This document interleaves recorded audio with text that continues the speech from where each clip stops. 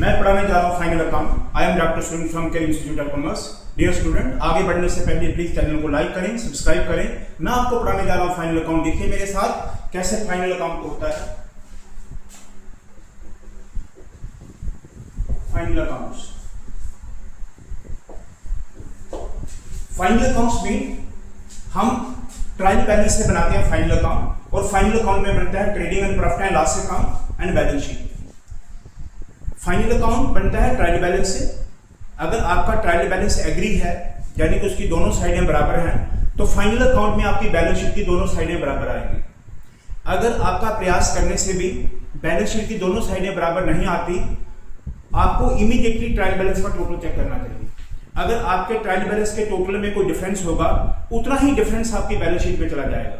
सो आप इतना सारा टाइम वेस्ट ना करें कि आपके प्रयास करने के बावजूद भी आपकी बैलेंस शीट मैच नहीं कर रही। आपको इमीडिएटली ट्रायल बैलेंस का टोटल चेक करें कि अगर ट्रायल बैलेंस का टोटल एग्री है तो आपकी बैलेंस शीट एग्री कर जाएगी। मैं उसका एक पार्ट आपको पढ़ाने जा रहा हूं, वो है trading and profit and loss account. आप देखिए trading and profit and loss में मैं कैसे समझाता हूं हर एक एंट्री का ट्रीटमेंट बिना किसी चीज को याद रखे हुए। तो फाइनल अकाउंट्स में बनता है number 1 trading and profit and loss account and number 2 is the balance sheet.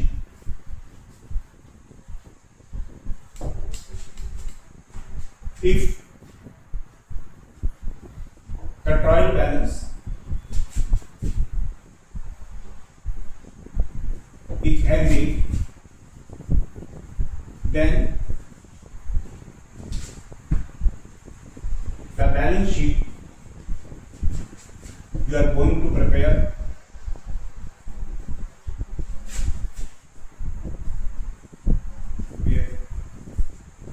should be agreed। अगर आपका ट्रायल बैलेंस का टोटल बराबर है तो बैलेंस शीट का टोटल भी बराबर आएगा। पर मैं आज आपको दो में से एक ही चीज का एक पार्ट पढ़ा रहा हूं। मैं सिर्फ trading and profit and loss account में से आपको ट्रेडिंग अकाउंट ही करा रहा हूं।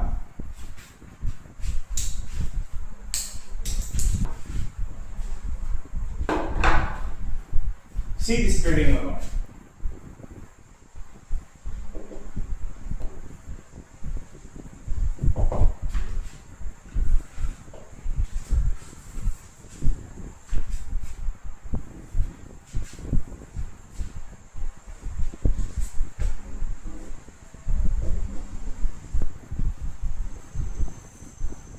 This is particular amount, particulars amount। जब भी आप का अकाउंट बनाने का जब भी सोचें तो आपको पता है कि अकाउंट के फॉर्मेट में उसकी दो साइडें होती हैं, left hand side and the right hand side. This is left hand side and this is right hand side. Right hand side is the credit side and the left hand side is the debit side. आपकी left hand side debit side में आएंगे आपके expenses और losses, expenses और losses, और आपकी credit side में आएंगी आपकी इनकम और गेन।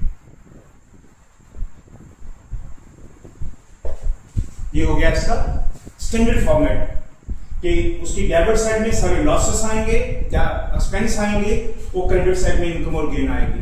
अब ट्रेडिंग अकाउंट को बनाते समय आपको एक चीज ध्यान में रखनी है कि ट्रेडिंग अकाउंट में जो मैन्युफैक्चरिंग एक्टिविटी हुआ है, उस मैन्युफैक्चरिंग एक्टिविटी में जो हमने खर्च करा है उसको डायरेक्ट एक्सपेंस बोलते हैं। यानी कि ट्रेडिंग अकाउंट के एक्सपेंस जो होते हैं वो डायरेक्ट एक्सपेंस होते हैं, जो सीधा माल बनाने पे खर्च होते हैं।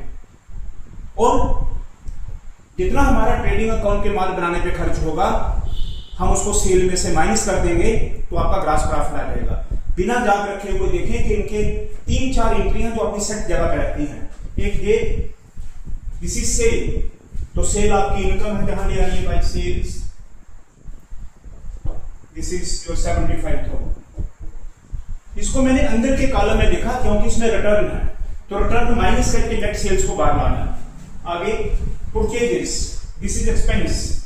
तो इसके सबसे टॉप पे, जैसे इसके सबसे टॉप पे सेल रहता है, तो इसके सबसे टॉप पे ओपनिंग स्टॉक रहता है, तो ओपनिंग स्टॉक ये सबसे टॉप पे रहता है, opening stock. This is stock on 1 अप्रैल 5000। ये इसका स्टैंडर्ड फॉर्मेट है कि इसके टॉप पे ओपनिंग स्टॉक रहता है, लीगल फॉर्मेट है ये, और इसके टॉप पे सेल रहता है।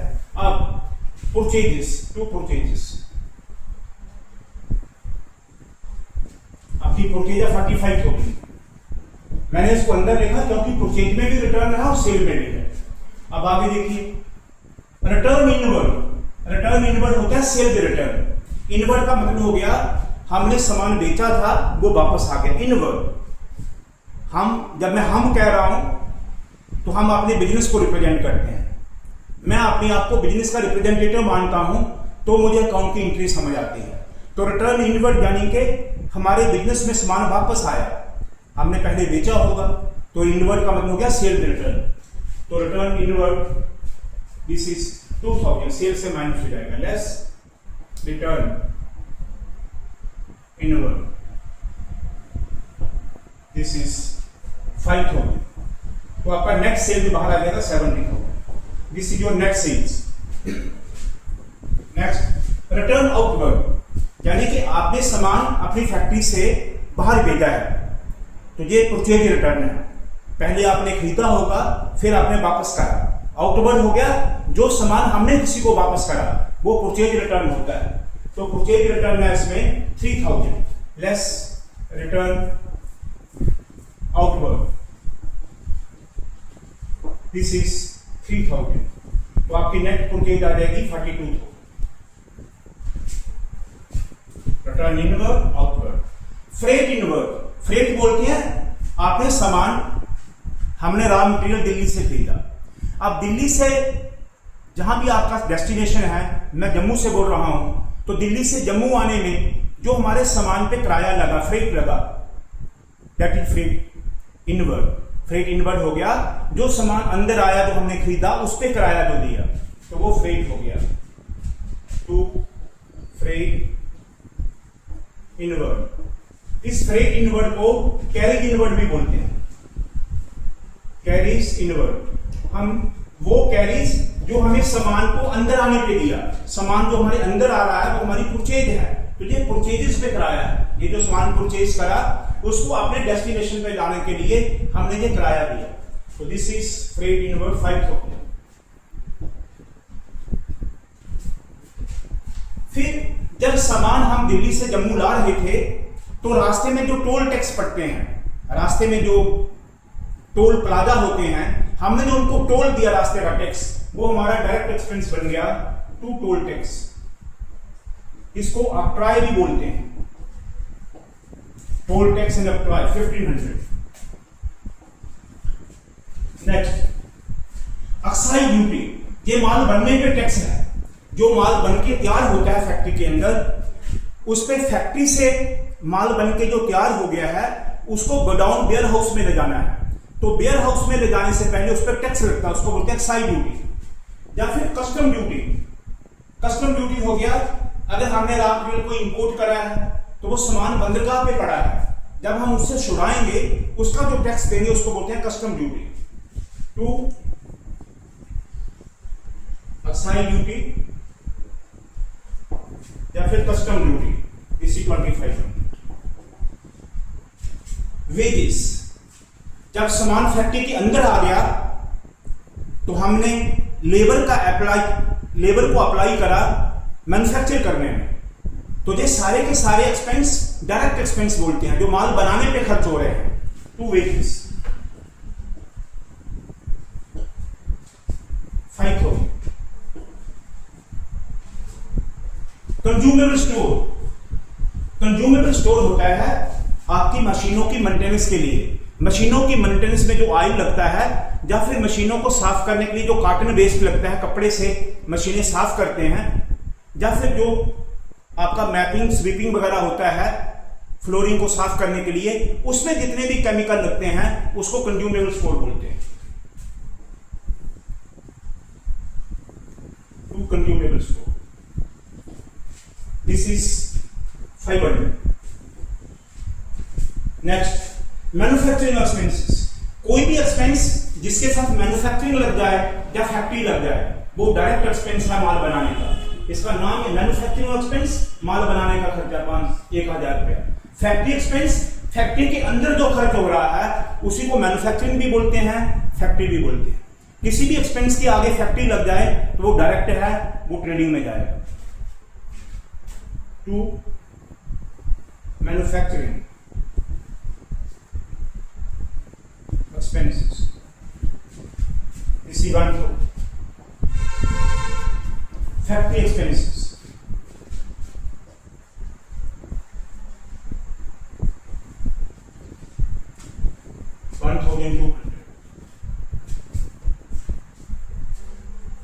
Power and fuel. अब जो मशीनों का इस्तेमाल हो रहा है, मशीनों के लिए जो बिजली खर्च होती है वो बल्क में होती है, उसको पावर बोलते हैं। अगर इलेक्ट्रिसिटी लिखा हो तो वो ऑफिस का एक्सपेंस है, वो प्रॉफिट एंड लॉस में जाएगा। पावर का मतलब बल्क में बिजली का कंज्यूम होना। मशीनों के हीटर आपने ऑन कर दिए, बिस्कुट बनाने की कंपनी है, तो वो जो बल्क में बिजली इस्तेमाल हो रही है उसको बोलते हैं पावर एंड फ्यूल। फ्यूल का मतलब अगर लाइट बंद होगी तो जनरेटर चलेगा तो ऑयल का खर्चा होगा। To power and fuel, this is 93 घंटे। अब ट्रायल बैलेंस के बाहर होता है क्लोजिंग स्टॉक। ये ट्रायल बैलेंस के बाहर होता है, इसको एडजस्टमेंट बोलते हैं। Any such information which is outside the trial balance is called adjustment. और एडजस्टमेंट के दो इफेक्ट होते हैं। उसका कारण ये होता है कि एडजस्टमेंट का मतलब वो एंट्री बुक्स में इनकॉर्पोरेटेड नहीं है। अगर वो एंट्री बुक्स में नहीं है तो उसका डबल इफेक्ट हमें सीधा फाइनल अकाउंट में देना है। तो इसका डबल इफेक्ट जाएगा क्लोजिंग स्टॉक। क्लोजिंग स्टॉक से आपकी परचेजेस कम हो जाएंगी, यानी कि परचेज आपने सामान खरीदा 42,000 का, इसका मतलब इतना उसमें से बच गया है, तो ये एक्सपेंस को कम करेगा। ये लाइन बीच का इक्वेशन है। ये लाइन अगर मैंने एक्सपेंस को बढ़ाना है तो जहां, अगर मैंने एक्सपेंस को कम करना है तो ये इक्वेशन का मैं इस साइड पे आ जाऊंगा, तो इधर लिखेंगे बाय क्लोजिंग स्टॉक। ये एक्सपेंस को कम करेगा। This is 10th। अब एक बार फिर से समझिए, ट्रेडिंग अकाउंट में डायरेक्ट एक्सपेंस आते हैं जो सीधा माल मैन्युफैक्चर करने पे लगते हैं। मेरे साथ मेरे सीक्वेंस को समझिए। मानो हमारा बिजनेस पुराना है, 31 मार्च को साल बंद हो गया, तो आपका 31 मार्च को जो क्लोजिंग स्टॉक बचा वो 1 अप्रैल को ओपनिंग स्टॉक बन जाएगा। तो साल के शुरू में अगर मैं आपको ऐसे कहूं कि हमारे पास 10,000 का स्टॉक था, हमने 50 का और खरीदा, 60,000 का हो गया। हमने माल बनाने पे 10,000 खर्च करा, 17,000 का हो गया, 5,000 का स्टॉक बाकी बच गया, इसका मतलब 65,000 खर्च हुआ। इसको बोलते हैं cost of goods sold. Cost of goods sold बनता है opening stock plus purchases plus direct expenses जो माल बनाने पे लगे माइनस क्लोजिंग स्टॉक, यानी कि this is opening stock plus purchases, ये सारे के सारे डायरेक्ट एक्सपेंस, ये सारे plus direct expenses. Opening stock plus purchases plus direct expenses, ये लाइन इक्वेशन है। अगर मैं क्लोजिंग स्टॉक को उठा के इधर ले आऊं तो माइनस क्लोजिंग स्टॉक, इसको बोलते हैं cost of goods sold. Cost of goods sold यानी कि जो सामान बिक गया उसकी कीमत इतनी है। अब जो सामान बिका उसका कॉस्ट प्राइस इन एंट्री से निकल आएगा, तो सेल में से उसको माइनस कर देंगे तो आपका ग्रॉस प्रॉफिट आ जाएगा। फिर से समझ लीजिए कि ट्रेडिंग अकाउंट की क्रेडिट साइड जो इनकम साइड है उसमें सेल और क्लोजिंग स्टॉक आएगा, और बाकी सारे डायरेक्ट एक्सपेंस जो माल बनाने के लगे हैं, हमारे पास इतना स्टॉक था, इतना हमने और परचेज करा, परचेज करके डेस्टिनेशन पे लाने के लिए हमने रास्ते में उसको किराया दिया, कुछ सामान हमने परचेज का वापस कर दिया तो हो गया रिटर्न आउटवर्ड, कुछ सामान सेल का हमें वापस आ गया रिटर्न इनवर्ड, कैरेज इनवर्ड हो गया जो सामान का हमने किराया दिया उसको फ्रेट इनवर्ड भी बोलेंगे, कैरेज इनवर्ड भी बोलेंगे। फिर सामान फैक्ट्री के अंदर आ गया, हमने लेबर को वेजेस दी, डायरेक्ट एक्सपेंस, माल मशीनों में डाला, पावर का इस्तेमाल करा, power and fuel direct expense, मशीनों को ऑयलिंग और मेंटेनेंस के लिए हमने कॉटन वेस्ट का इस्तेमाल करा, कंज्यूमेबल स्टोर, माल बन के तैयार हो गया, उसको प्रोडक्शन हॉल से वेयर हाउस में शिफ्ट करा, गोडाउन में शिफ्ट करा, एक्साइज ड्यूटी, सामान रास्ते में आ रहा था, रास्ते का टैक्स दिया, टोल टैक्स, तो ये सारे डायरेक्ट एक्सपेंस है। अब जो इस इनकम वाली साइड हमारी बड़ी है, इसमें से इसको माइनस कर दीजिए, दिस इज 80,000। तो इसको क्लोज कैसे करते हैं, ये साइड बड़ी है पॉजिटिव, आपकी पॉजिटिव साइड 80,000 है, इसको छोटी साइड पे शिफ्ट करिए। अकाउंट को बैलेंस करने का तरीका हो गया कि जो आपकी बड़ी साइड का टोटल है 80,000, उसको शिफ्ट करिए अपोजिट साइड में, उसको इधर शिफ्ट कर दीजिए। अब ये जो साइड है इसका टोटल करके इसमें से माइनस कर दीजिए, तो आपका ग्रास प्रॉफिट आ जाएगा।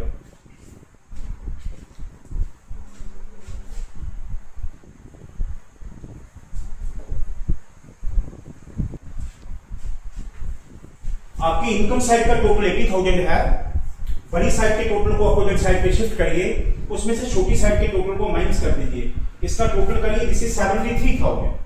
तो डिफरेंस आ रहा है ऐसे, दिस इज ग्रास प्रॉफिट।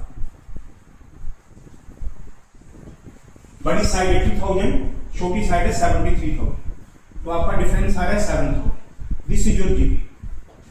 ये इनकम साइड का टोटल करिए, इसको अपोजिट साइड पे शिफ्ट करिए, उसमें से छोटी साइड के टोटल को माइनस कर दीजिए, ये है 73,000। तो 80 में से 73,000 माइनस करें, आपका जीपी आ जाएगा 7,000। फिर से देख लीजिए, इनकम यानी कि अगर मैं इक्वेशन की फॉर्म में लिखूं तो मैं ऐसे लिखूं, रेवेन्यू इनकम माइनस एक्सपेंसेस। आपकी इनकम साइड का टोटल है 80,000, एक्सपेंस साइड का टोटल है 73,000, इसमें जो डिफरेंस आ रहा है that is equal to GP 7। अगर मैं इक्वेशन की फॉर्म में लिखूं तो ऐसे, लेकिन आपको अकाउंटिंग के फॉर्मेट में जब लाओगे तो बड़ी साइड का टोटल करके जहां लिखिए, बड़ी साइड के टोटल को छोटी साइड के बराबर शिफ्ट करिए, छोटी साइड का टोटल से माइनस करिए, जो डिफरेंस आ रहा है ये ग्रास प्रॉफिट है। ये जो डिफरेंस निकलता है इसको बोलते हैं बैलेंसिंग फिगर। बैलेंसिंग फिगर इसको इसलिए बोलते हैं कि अकाउंट में हम दोनों साइडों को बराबर रखते हैं, तो डिफरेंस छोटी साइड पे आता है, तो इसका जो छोटी साइड में डिफरेंस है वो 7,000। This is the grass profit. अब आपको कोई फॉर्मेट याद करने की जरूरत नहीं, मैंने आपको क्वेश्चन ही ऐसे तरीके से समझाया कि फॉर्मेट ऑटोमेटिकली आपको याद हो गया होगा।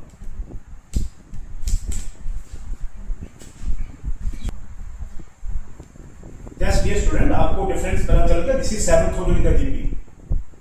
आपको समझ आ गया होगा आशा करता हूं, और समझ आ जाए आपको चैनल को सब्सक्राइब करना, लाइक करना ना भूलें प्लीज। आपने कमेंट बॉक्स में लिखिए, आपकी कोई भी समस्या हो कमेंट बॉक्स में करिए, मुझे मेल करिए, मैं कोशिश करूंगा आपकी परेशानी को हल करने का और आपको स्मूथ सेल कराने का कि आगे का टॉपिक आपका इसके बेसिस पे अच्छा जाए। Thank you.